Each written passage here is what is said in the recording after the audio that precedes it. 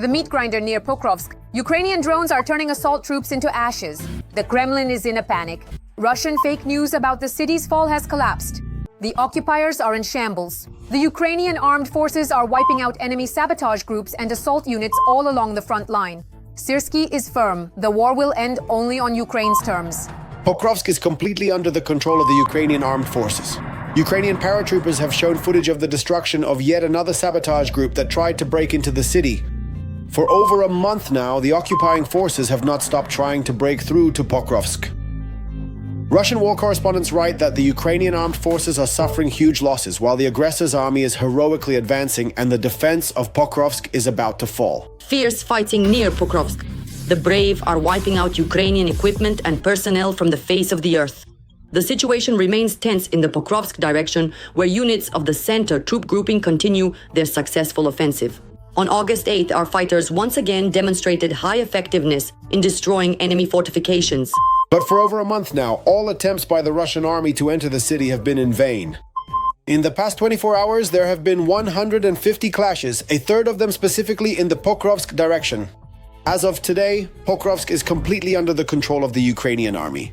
In the Siversk area, also in Donetsk region, the so-called Siversk salient is preventing the Russian army from advancing. This is the reaction of Russian assault troops after yet another failed offensive in this direction. So, how's it going, Clay? His whole leg, man, bro. That's it. Poor guy. His whole leg. Stepped on it. How are you, brother? How's it going? Let's listen. I think, I didn't see anything. Here we are.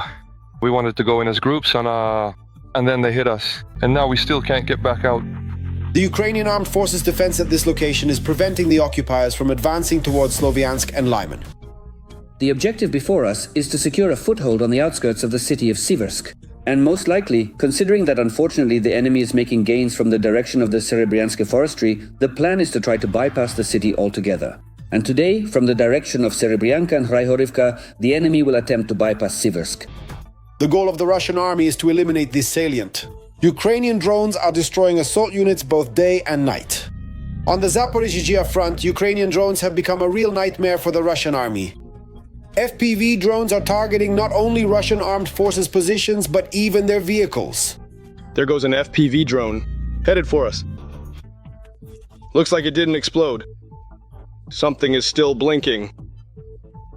I know what to do with it. Something's buzzing over there. According to the Institute for the Study of War, despite colossal losses, the Russian army has not been able to advance in the Zaporizhzhia region. Russian troops attacked northeast of Huliaipole in the areas of Zeleny Pol, Novodarivka, Novopil, Timirivka, and toward Novoivanivka, as well as east of Huliaipole in the areas of Zeleny High and Malinivka, but did not advance. Unfortunately, the Russian army managed to occupy the first settlement in the Dnipropetrovsk region. These updated figures are provided by the Deep State resource. This is the village of Dakhna.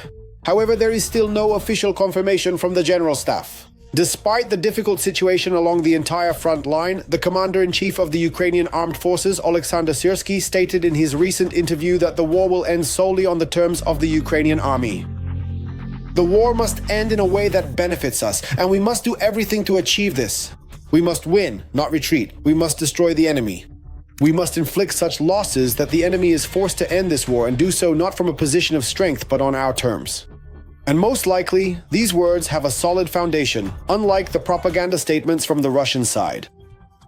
Every voice matters. Join our community, support independent journalism and help us bring you the truth from Ukraine. Become a member of Ukraine Today. Join us now. Ukrainian drones blew up Milerovo. Fire at the military airfield.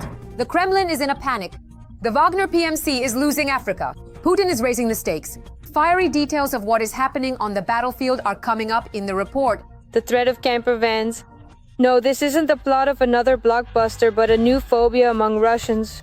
Information is spreading online that allegedly, on the night of August 8th, drones and FPVs were launched from a Toyota cargo vehicle. And while Russians were trying to figure out what these haunted houses were, more precisely houses with drones, those very drones were striking strategic targets in Russia. Thus, at night, drones arrived in Milerovo, Rostov region. The target was most likely the local military airfield. Explosions were heard in the city at night, after which local residents saw a glow from the fire. The extensive and meticulously planned large-scale SBU operation, codenamed Web, which was executed deep within the geographical confines of Russian territory, unequivocally demonstrated the significant and impactful potential for effectively employing, unconventional and agile guerrilla tactics against crucial and strategically vital military targets, thereby highlighting a new dimension in modern warfare. This is a serious threat for the Russians because it doesn't necessarily have to be a motorhome. You see, right now, the Russians are absolutely fixated. If a trailer or even a motorhome is driving by, that is precisely the primary source of the perceived threat. The Russians claim that their air defense repelled all the attacks. But as we know, videos on the internet don't burn, unlike the fuel tanks at the attacked GSMRT base. Before actually striking Ukraine, these formidable planes have to meticulously take off, then carefully land at the strategically important Engels air base, subsequently load the powerful missiles that have been meticulously prepared there, then refuel, and finally take off again, fly all the way to the vast Caspian Sea, and then precisely launch the devastating missiles from that location. So, the Engels Air Base still undeniably remains a critically key point for orchestrating these massive and impactful missile strikes. There is news about yet another expulsion of the Wagner PMC, this time from Africa. Russia is insisting on winding down the activities of the Wagner private military company in the Central African Republic and replacing it with the Africa Corps, which is controlled by the Russian Ministry of Defense. This was reported by the Associated Press, citing sources. In addition, Moscow is reportedly demanding that the security services it provides be paid for not with natural resources as before, but in cash. The Wagner PMC is conducting the main combat operations against the rebels. And in fact, the local government relies specifically on the actions of the Wagner PMC. In addition, I would note that the Wagner PMC maintains a presence directly on the territory of the Republic of Belarus, with estimates ranging from 4,000 to 5,000 people. The Russian dictator Vladimir Putin has switched from anger to mercy, or rather, is creating the appearance of doing so in order to continue deceiving US President Donald Trump. To this end, Putin even agreed to meet with Trump to discuss the war in Ukraine. By effectively raising the stakes, the Russian dictator is well aware that there are enormous problems within the Russian economy. In July alone, the budget deficit increased by 1.2 trillion rubles. Lying and wriggling out of things, that's so typical of the Kremlin. That's how, thanks to deception, Russians managed to circumvent sanctions and even purchase equipment from the German company Siemens for the state explosives manufacturer. Even in today's globalized world, it's extremely difficult to prevent purchases for the Russian Federation's military-industrial complex, which uses either shell companies or, accordingly, intermediary countries. In other words, necessary raw materials and equipment for the Russian Federation's military-industrial complex are being purchased through third countries, where the end user is listed not as the Russian side, but say a company in Pakistan, or in China, or in a number of other countries in the Near and Middle East. On the night of August 8th, Russia once again attacked Ukraine from the air. The enemy used 108 aerial attack assets. Air Defense Forces neutralized 82 targets, including 3 jet-powered drones. These are not entirely new drones, these are significantly upgraded old ones, specifically upgraded older models. But indeed, their overall level of danger is steadily increasing. Look, up until this point in time, the enemy has mainly used Shaheds equipped with gasoline internal combustion engines. They are relatively slow flying, quite slow targets.